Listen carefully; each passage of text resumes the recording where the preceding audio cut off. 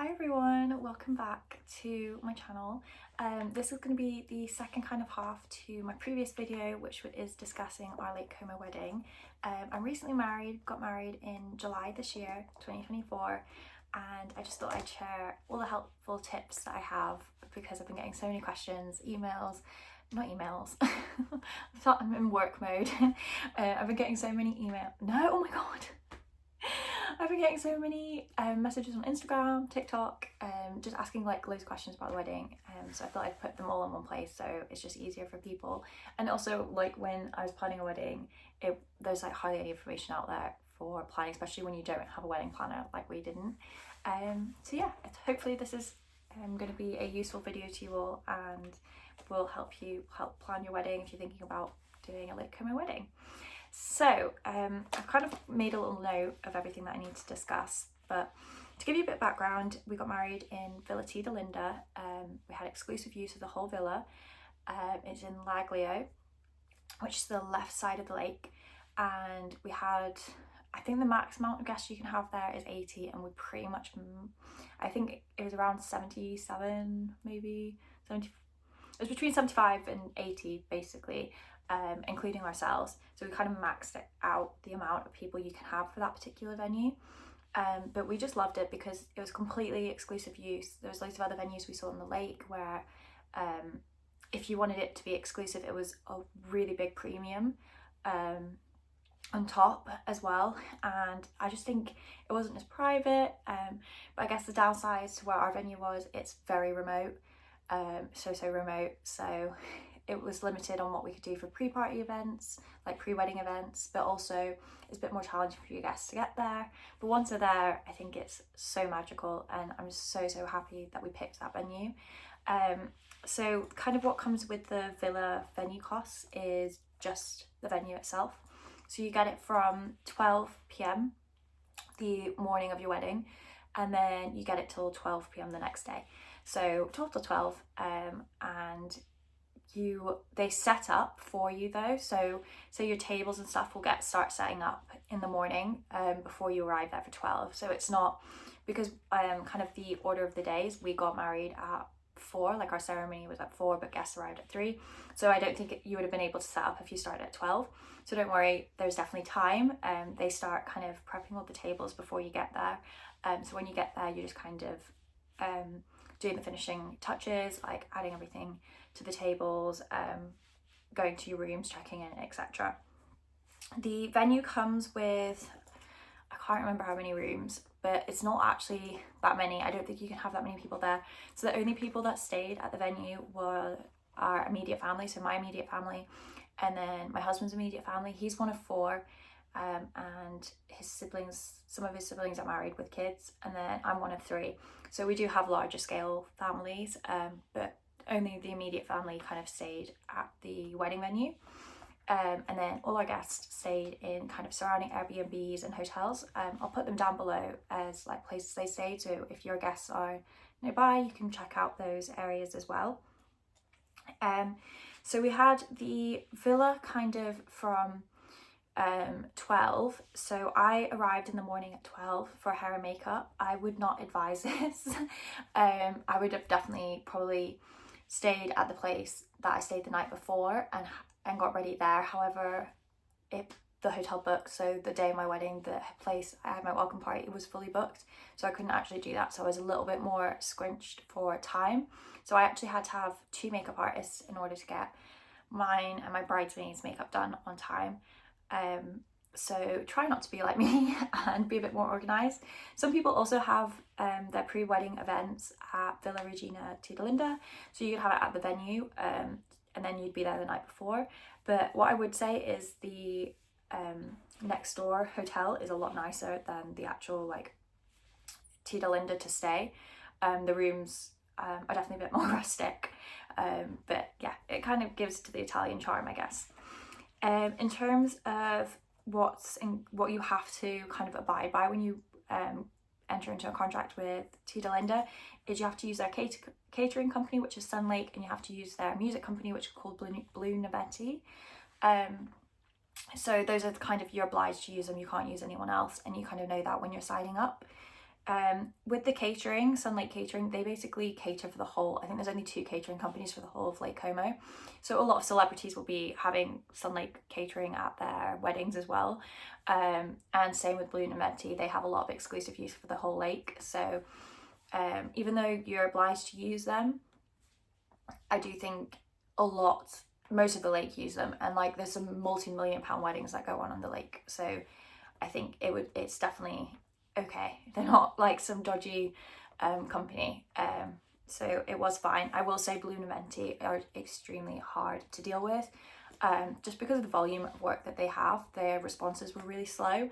But on the day, everything ran so well. Like the musicians, everything, all the sound, lighting was phenomenal. So despite them being really slow at responding during the wedding kind of planning process, which can be so frustrating, on the day it like ran smoothly and they really knew what they were doing. So kind of makes up for it, I guess, a little bit. Not much you can do about it though, because you have to use them. So kind of moving on. We had our ceremony on the grass. We decided to do very minimal kind of flowers for the ceremony. We only had 2 like urns with some flowers, which I thought were really pretty, and then they got brought up later for when we did our cake cutting and champagne tower. So we kind of repurposed them. The ceremony was literally 20 minutes, and I didn't want to spend the extra money getting the florals for it, to be honest. So yeah, I think it still looked really pretty. The lake's a view in itself, so I don't think you need loads of stuff, but there's definitely options there if you want to. I guess I can move on to kind of florals then as well.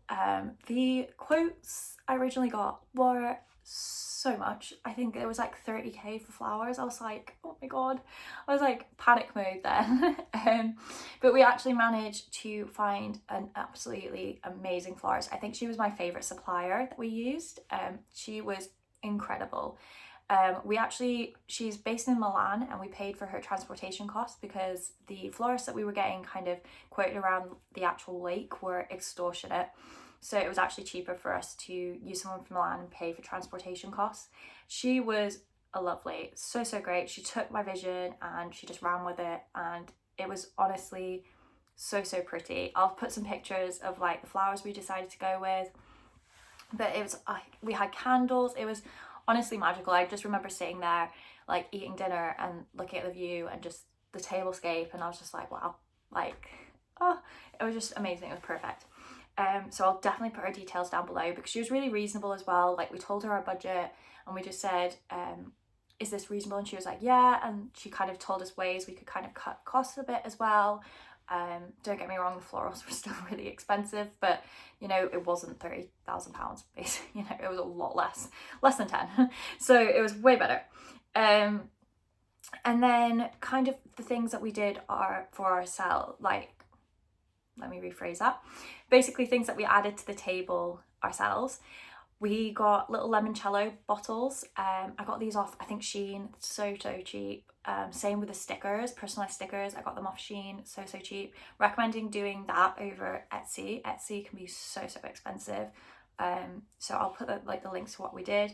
And then when we flew out there a couple of days before, me and my husband were sitting on our hotel room floor, just kind of filling up these limoncello bottles.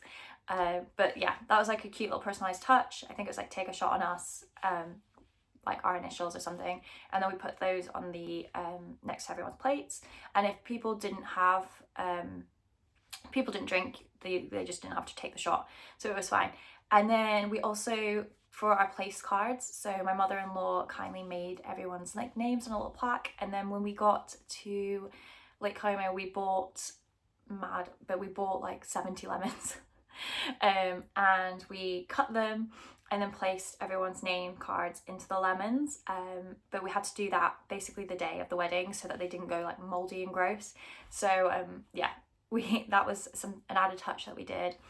And then for the menus, we made those ourselves on Canva, and then we printed them at a local printing shop, and then we got Polaroid pictures of us with every single one of our guests, and we kind of tied them to the menus as like a little discussion talking point. We thought that was really cute, personalized touch for people that you didn't have a picture with. So There was a few people where we had like somebody with a +1 and it was like a partner, but I think everyone we knew at our wedding we'd definitely known for like over a year, but like some people you just don't have pictures with, or you haven't, you know, like, yeah, you just don't have a picture with them that's recent. So in those cases we just took the same picture. If they came with a partner, then we just put that picture on. Or if like there's some where we had a memory, so we'd been to an event with them but we hadn't got a picture then, we just took that picture of that event and added it. So there's ways around it, but it was really, really cute little touch, I thought. So that's kind of all the things that we did personalized as well. And then also our kind of guest book, we just did like, we bought cards, I think again off, I think these might have been off Etsy. They were playing cards and then you just write a little message on the cards. I'll take a picture if I've got some, put them up just so you know what I mean. In terms of this, like, I don't think you really need guest books, if I'm honest. We have people writing on them and it's a cute little memoir, but I don't know, additional cost wise, if you're trying to save costs, I don't think they're necessary.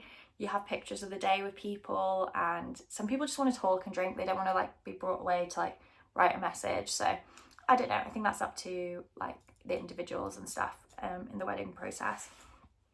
So kind of moving on to we can talk about like catering, I guess, like food. So as I said before, we had to have Sunlight catering, which were incredible. In terms of food, we have welcome drinks when people arrived, and then we had a cocktail hour, which we had a buffet, and it was insane. Meats, cheeses, like fruits. It was honestly, oh, it was so good. It was so good. I missed quite a lot of it because that's when we went off to take pictures, but it was insane. And we also had canapes, so we had people going around with additional canapes, like fried foods. It was so good. I don't have any pictures, I don't think, of that, but I'll put some pictures of the buffet and stuff. We also had a open bar at that time, so people could have like drinks, beers, cocktails. And then we also paid for like a gelato cart as well, which was really cute. So people could have ice cream. And that was kind of for the full cocktail hour kind of food. And then after the cocktail hour, we, like in terms of food, we had a starter, pasta obviously, and then we had our main course. It was just two, so we had a starter and a main, and then for dessert we had a traditional millefeuille, I don't know how you say it, cake. And this was actually the cake was included in the catering kind of cost. However, we added an addition on where it was a live cake baking show, which was amazing. So a chef came out and actually built the cake in front of all of our guests, and he asked us to help a bit, but we were not helpful. I cannot build a cake. But it was honestly amazing, and that was a highlight for a lot of people's kind of day as well. Like a highlight of the wedding was they just said they'd never seen that before, and it was, yeah, really, really cool. Included in our catering, we also had our champagne tower that we included. That was kind of an addition. And then we also had pizza in the evening, which I'm not sure if many people ate that pizza, to be honest, because we had so much food throughout constantly, and because your wedding starts at like 4, it goes quite quick, so that I feel like there was no point that no one was hungry at our wedding. There was food and unlimited drinks as well, because we had an open bar in the evening as well. So we had wine on the tables during the meal, and like water obviously as well. And then in the evening when the meal finished, we had an open bar as well in the evening, which had kind of, yeah, everything basically: cocktails, beer, shots, the lot.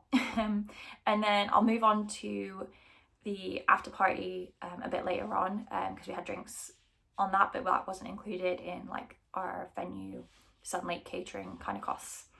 But that was all the food we kind of had as well.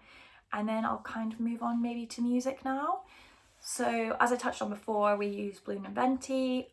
They're so slow at responding to your emails in planning process, which can be so frustrating. But on the day, everything ran really smoothly. So I think it was, yeah, it worked out in the end. So what we had was we had a classical duo for the ceremony. and they kind of, when I walked down the aisle, and then they continued for the cocktail hour as well. So we had like music just like in the cocktail hour. They were really, really good as well, dressed really well, just met the aesthetic. It was, yeah, really nice background music.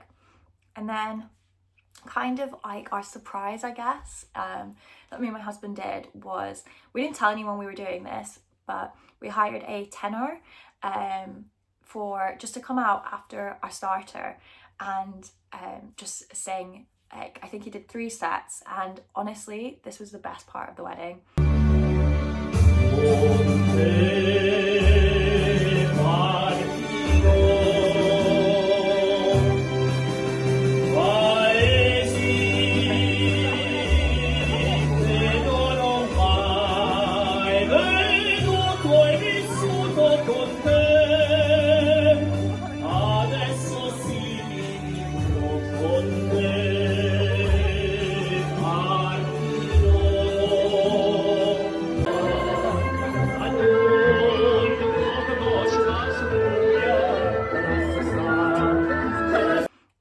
It was insane. Everyone was so shocked. I'll put some videos up, so like it was just insane.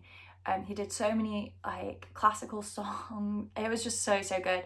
And because of the way the venue is, there was actual boats that were on the lake, and they just stopped to like listen to the tenor because you could see it from the lake. It was just honestly magical. That was hands down probably like one of the best things we spent money on the wedding. And I think after kind of speaking to guests, they were like, that was insane. So that was definitely really high. Because there's a lot of music restrictions as well on the lake, you can't actually have like live band or music in the evening. So I think that was one of the few things you could have, and it was 100% worth the money. It was insane. So that's the kind of the tenor. And then in the evening we just had a DJ who was really good as well, played our playlist. He was amazing, really like vibe, got the evening kind of going, and yeah, it was really fun. I'll just kind of mention the photographer and kind of the boats and like what we did for pictures. So me and my husband are really just not that into pictures. Like, I wanted to be kind of during the cocktail hour really, but I mean, you look back on these pictures and they're insane. So we went out on a boat. We hired a boat for just us two, and we just went around the lake, took some pictures. I'll put some pictures up on the screen because they are like, they're really fun, stunning, and like, you're never gonna get to do that again, so I'm glad we did that. And then I had a few pictures at the venue with our guests, and that was kind of it. That's all we did really for photography, because I just wanted to enjoy it. I just wanted to go have a few drinks with my friends. But I'm so glad we did do this, go out and actually take some photos as well. And got some really cool drone shots as well, which I think we're probably going to get printed and put in our house somewhere, because they literally looked, yeah, really cool. And I quite like them because the drone pictures, I don't know, you can't tell that it's us. I guess from first instance, you could probably just think it's anyone. So it's kind of like cool that it doesn't look like you just got a load of pictures of you around your house. So yeah, no, that was really good. I definitely recommend doing the boat. I think also I was kind of getting onto a boat in a wedding dress as well is like, it was a lot. So I got off, and then they were like, oh, do you want to go on with your bridesmaids? I was like, no. I was like, I don't want to get back on, because it was like quite rocky that day as well. So I was like, I'll get the groomsmen to go on with my husband, and they did some really cool shots. And I think they look cooler like in suits. Yeah, it just looked really cool. We did black tie for our wedding as well. So yeah, everyone just looked top tier. I'm trying to think now. I'll probably move on to the after party. So the one thing that is really kind of frustrating with Lake Como is there are a lot of music restrictions. Like, you're not allowed to have music past 8 p.m. outside, and you get fined if you do. And when we originally booked the venue, I think they said that everything had to turn off about 1. Everyone, like guests, had to leave. And then halfway through our wedding planning, they basically told us, oh, there's new laws that have come in, and everyone, like, the party has to kind of like finish at 11, which was wild, because like you start really late in the day, so I think it's like 4, like guests arrive at 3, but like it doesn't really kick off till 4. So to then finish at 11, you feel like you're really cutting like that time short, especially for like dancing and having fun. So I went into panic mode. I was like, oh my god, what am I gonna do? And then I found out about a boat company called Bellagio Boats, and they basically can have a boat party in the evening. So you can basically leave your venue on a boat, and then you go around the lake and you can, yeah, have an after party. So I was like, sold.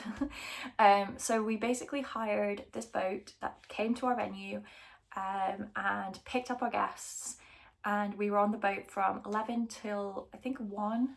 They came and dropped everyone off, and it was amazing. It was so fun. Basically, the bottom floor, it was like 2 stories, and the bottom floor we had a DJ. I would say that I wouldn't recommend the DJ. We couldn't pick the DJ. It was kind of like the DJ that came with the boat, but you could easily have just plugged in your playlist and it would have been fine. But I think in wedding things, you're like, oh, you need like a DJ because it'll bring the vibes. But like at that point, people had already been drinking quite a lot. Like you could have literally just put in your own playlist. So I don't think the extra cost there was warranted.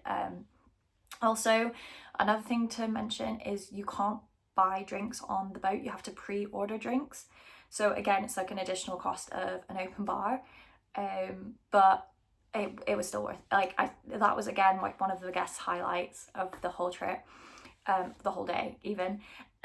So like the bottom floor was like a DJ kind of dancing, like the bar, and then on the top it was like open, and there's just loads of seats and people could just sit and like look out at the lake. So it was definitely different, like good vibes for different people. So if you wanted to just, we had a few older guests who didn't necessarily want to go down and like be with the loud music, so they went and sat upstairs. But then also like one of our guests was pregnant as well, so she like sat upstairs, and it was just really nice. I went up there as well, and it was just the best time. And then at the end they just dropped us, they dropped our guests off at a like nearby port, and then everyone like left, and then they dropped us off at the venue, who was staying at the venue, and that was like the after party. But that was definitely again worth the money, 100%.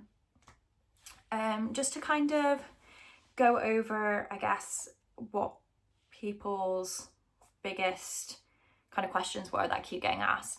Well, what were your guests' favorite things at your wedding?